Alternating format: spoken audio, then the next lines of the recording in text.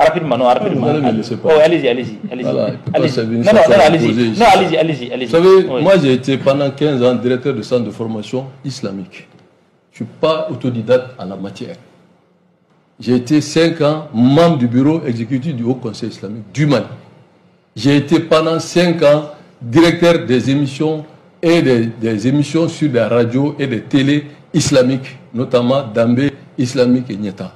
Je sais de quoi je parle. J'ai une légitimité, j'ai une connaissance, sans fausse modestie, à la matière. Je ne suis jamais venu m'asseoir ici que je suis un journaliste. Mais ça, je connais. Donc, s'il y a un traitement religieux, vous avez donné votre avis, c'est votre droit. Mais si vous dites des choses qui sont des contre-vérités, on ne peut pas s'asseoir, vous laisser développer ça. Parce qu'on parle de faits religieux. Le monsieur a fauté. Ça, tout le monde sait que ce qu'il a dit, c'est inconcevable, c'est inacceptable. Personne ne peut le défendre sur ses propos. Maintenant, le fond de la question, c'est quoi? Vous avez parlé du Haut Conseil islamique du Mali. Mais on a vu ici le président du Haut Conseil islamique dire qu'il n'y a pas d'autorité au Mali. J'ai dit, je répète 3 fois, il y avait action publique. On a vu son fils ici traiter le prophète de l'islam de comédien. Donc arrêtez vraiment d'enflammer.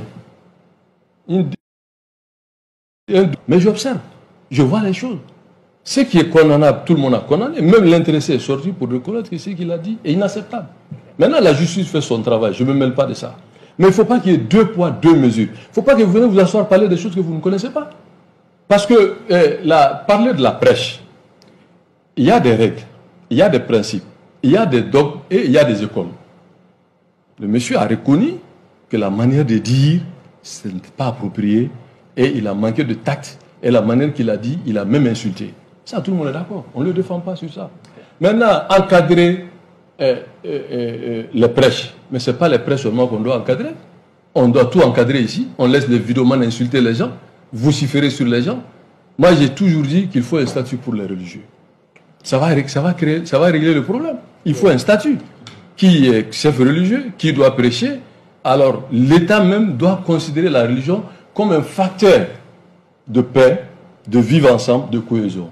Mais il ne faut pas qu'on voit des vidéomans au sol du pouvoir qui va même traiter l'ensemble des communautés qui sont en train d'étudier en Arabie Saoudite, à Médine, de les traiter des terroristes.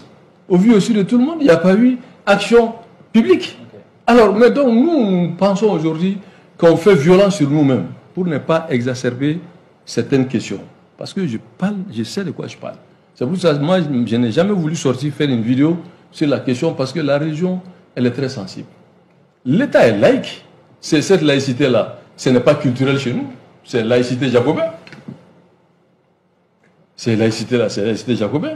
Et on a vu, les chefs religieux ont soutenu le pouvoir de transition pour faire voter la Constitution. Alors un État laïque ne va pas s'appuyer sur des leaders religieux pour avoir leur caution à appeler leurs partisans à voter pour la Constitution. Donc on arrête d'instrumentaliser. Chacun est libre de choisir son camp. Mais personne n'a le droit de manquer de respect les autres sur des questions qu'ils ne maîtrisent pas. Moi, je ne me suis jamais mêlé de corporatisme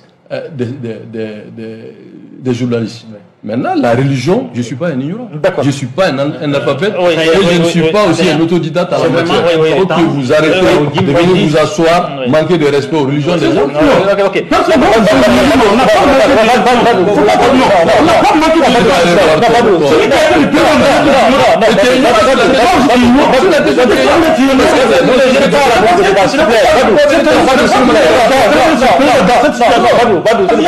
Non,